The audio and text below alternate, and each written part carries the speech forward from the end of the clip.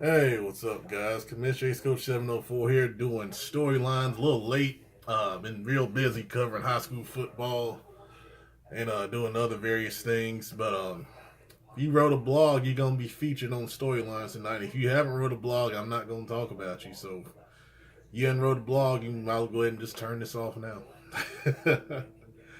Please remember that, it's required for you to do two blogs um, to stay in the league by the end of the season. And I don't think that's a lot. A season's about 40 days, and it's pretty easy. I commend everyone that has done blogs, and those are going to be heavily featured on storylines tonight. I want to kind of back up because it's been a minute. I want to go through draft grades so everybody will. I don't think I did a video on draft grades, so we'll talk about those real fast and we'll jump into storylines since the season started moving forward. So I'm just gonna go through on the Bills. I gave myself an A plus. We had a lot of really talented players to come through, and we got three starters and our future quarterback, Jim Kelly II. So and there'll be a story about him coming forward. Broncos did well, got an A minus. They got two star development guys. I was impressed with that. Browns got a B. Buccaneers C. Cardinals had a B minus. Chargers had a C. Chiefs had a B. Colts B plus. Cowboys with a B. Dolphins B plus. Eagles had a B. We gave the Falcons an A plus. They did really well. We're getting Polly Dix in the corner, star development, and then he got some really other good players later in the draft. 49ers got an A minus. Giants with a D as in dog, for dog terrible. Jaguars with a B minus. Jets with a B. Lions C plus. Packers had a C. Panthers had a B minus. Patriots had a B plus. Raiders with a C. Rams with a B. Ravens B minus. Redskins B plus. Saints C plus. Seahawks B plus. Steelers C minus. Texans D as in dog for dog terrible. Titans B plus, good job. Vikings B minus. Bears with a B. And the Bengals had a C minus. All right. If you want to see the details on those draft grades, the blog is up. Ask me for the link, or you can go to the Daddy Leagues and just click on blog and just scroll through. I believe it's on page 3 on the blogs. All right, then we have the owner awards. I won't go through those. Those are there. You can kind of go through those and laugh if you like.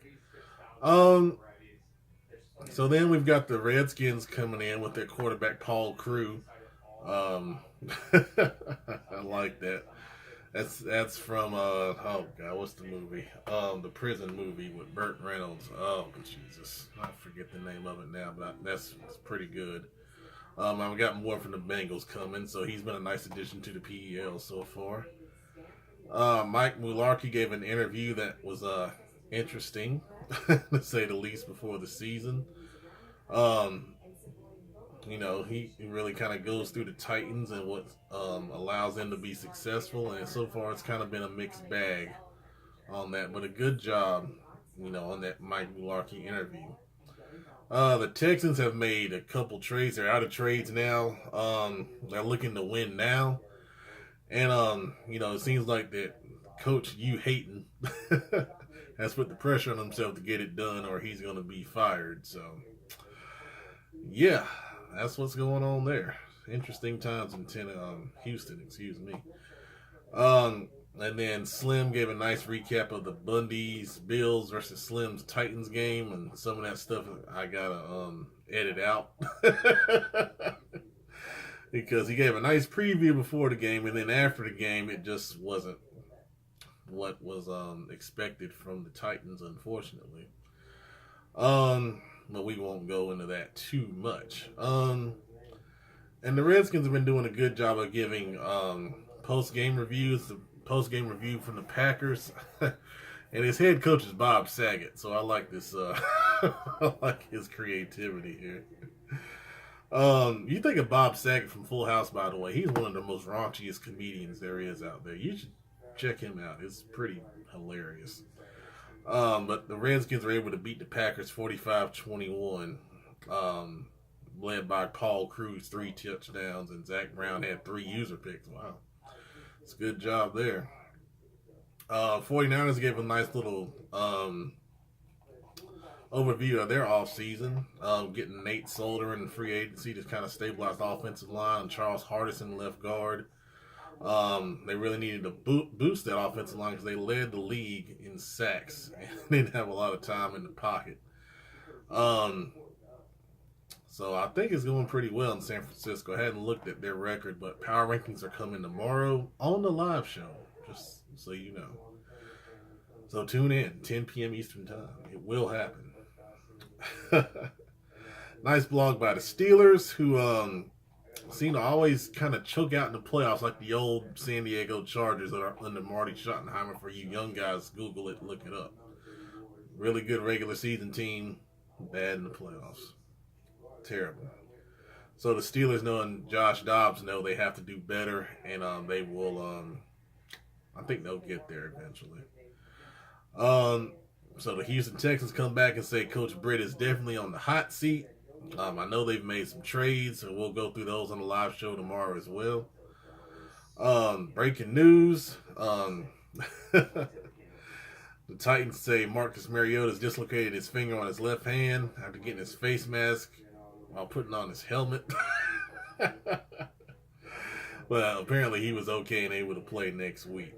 The Chiefs have done a nice couple of blogs here, talking about, their offense needs to improve, and the defense has been pretty good. And, the thing about them is, the community track team's done well and brought that team really close together. You even got linemen on the track team now doing shot put and discus.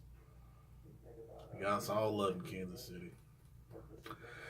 So the Falcons came back from their 2-game suspension, and they seem to be ready to roll. And, it's good to see the Falcons back and good to go back in the fold in the league.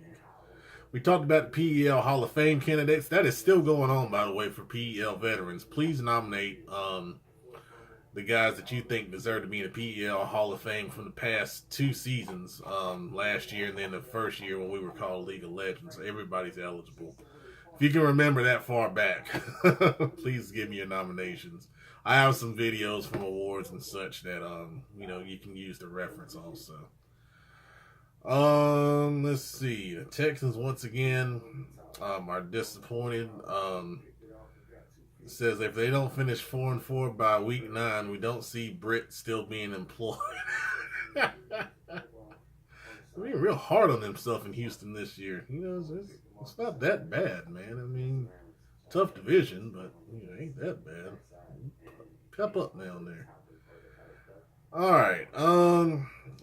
Redskins Bears, give a recap of an ugly game. The Redskins won that one 7-6. Things need to improve on the offensive end. They did in that next game. I don't know if he did a recap on it, but I watched the game with the Dolphins. They were able to pull that out with the aid of an onside kick, 35-34. So good stuff from the Redskins there. Seahawks contenders or pretenders. Weeks 4 through 7 are a critical stretch for the Seahawks. They got some really tough games there. 49ers, Vikings, 49ers, and Browns. Yeah, that is a tough stretch. Wow. We'll see if they're real or not. Cardinals with their nice little blog here. Nice. They were really depressed after their Week 17 loss. The owner, Big Baller Brand. Oh, God, really? We had to bring him into this. All right, well, the owner described it as an absolute nightmare. They spent money on revamping the OL and acquired Cam Newton, which I know in the chat he says he's not happy with and thought he was going to play Tyrod Taylor, but, I think that's a mistake firsthand. I know that, so, yeah. Titans gave a nice recap on weeks 3 and 4. It's like he got 6 sacks in the week 3 game against the Bucks, which I believe he won. But the week 4 game, I'm kind of scrolling through here real quick. Oh yeah. Henry went out for 6 weeks. That's tough.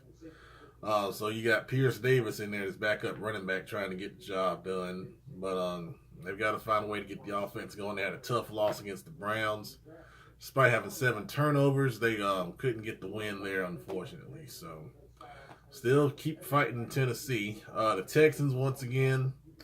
I swear, 0-4, lack of a running game. That's a lot of depression in Houston. Come on, man, keep fighting. Week 4 recap for the Redskins and Giants. They lost by 10, and even though they had 7 turnovers, so that's a theme going on here. A lot of turnovers, but people are still in games, which is a good sign. You know, you're able to overcome those things and still be in it. That's a really good job there. All right, the Bears with a nice little synopsis here in about 7 font. They fell to 0-4. Coach Jimmy Hart of the Bears credits the Eagles coach for taking advantage of the poor play due to the constant distraction of Jimmy Hatt's wife constantly calling him in Jimmy Hatt's wife constantly calling him in preparation for the Thanksgiving festivities later that day. Oh, those women, they get you every time, I swear. This is a good one.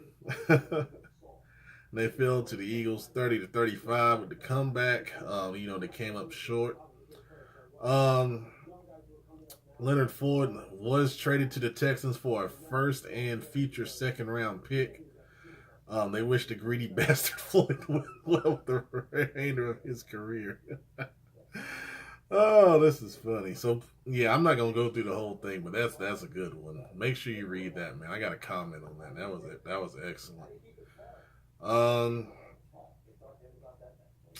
So the Texans made a trade with me, and I'll detail it tomorrow, but they're trying to shake things up. We just talked about they got Floyd, and then he traded me Whitney Merciless also, so it's trying to really shake things up in Houston. The Redskins gave a good recap of Week 5 with the Dolphins there. That was a really good game. Like I said, the Redskins won that one by 1. And then the Chiefs give a recap after 4 games. So I see a lot of the same guys doing blogs, which is good, but I need more people to do your blog so we can talk about you. I'll tell you right now, as far as the Bills go, I'm happy with Big Ben. He threw 4 picks tonight, but he came back with 4 touchdown passes. We really needed those tonight. 400-something yards passing in the win over the Ravens, doing a good job. Gio's done an excellent job filling in for McKinnon while he's hurt. Collier, the rookie receiver, has been awesome. Above my expectations. He's almost playing like a number 1 because he's able to get open so efficiently. O-line's doing good. Willis on the DN is becoming a monster, man. He gets in so fast sometimes. We just acquired Vontaze Burfict from the Bengals. I think that's going to really stabilize our linebacking core going forward, at least for the next couple years. I think he's got 2 good years in him. The secondary is really playing awesome. We're having trouble stopping the run for some reason. I don't understand with our D-line, but overall, we're undefeated, and we could be playing a lot better. So, all right, that's PEL Storylines this week. If I didn't talk about you, write a blog. I'll talk about you next week. Thanks for watching.